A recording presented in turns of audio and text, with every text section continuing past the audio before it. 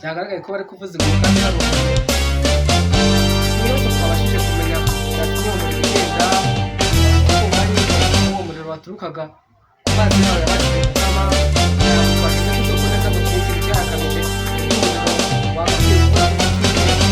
ni abaturage twamenye twaganiriye nabo ariko turaza kubagenderera kugira ngo tubashe kuvugana tubaza kubarukira bari mu materaniro bakubita ingoma rwose kugeza ubwo n'ubwo barimo bayivuza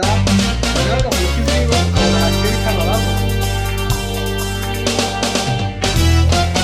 rero bari abaturage bo mu karere ka Nyarugenge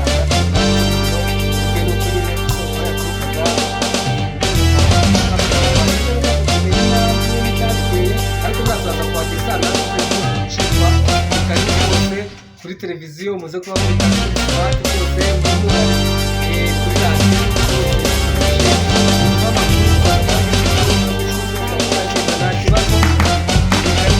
ikibazo ariko hari andi makuru gatoya y'abantu bafite ikibazo abaturage bamwe barekaramye ngo nta kuntu bavuze ingoma ari ku cyumweru nta kuntu umuriro wabura gusa inshuro babashe kugira uko babigenza nyine abaturage be kugira bavuze uruhu sawa alright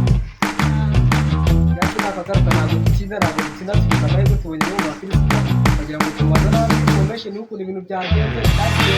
neza kandi umukozi wa leta ariko ntabwo yabona kubivuga kuzateye kuko yari yarasengera reka tumubaze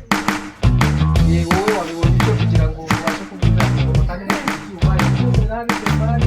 amagitari amapiyano birahari tubavuga igihugu kandi hari n'umuntu byatewe n'iki hari ikihe kibazo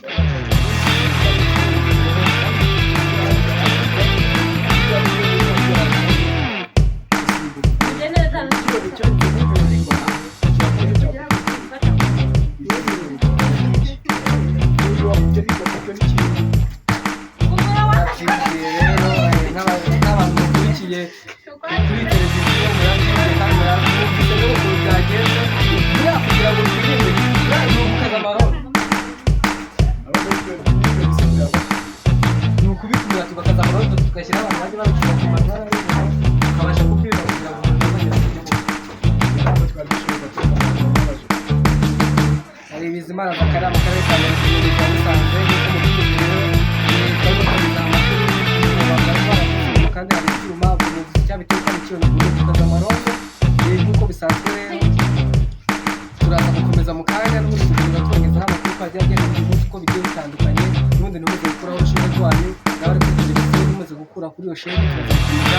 kugenda tuganira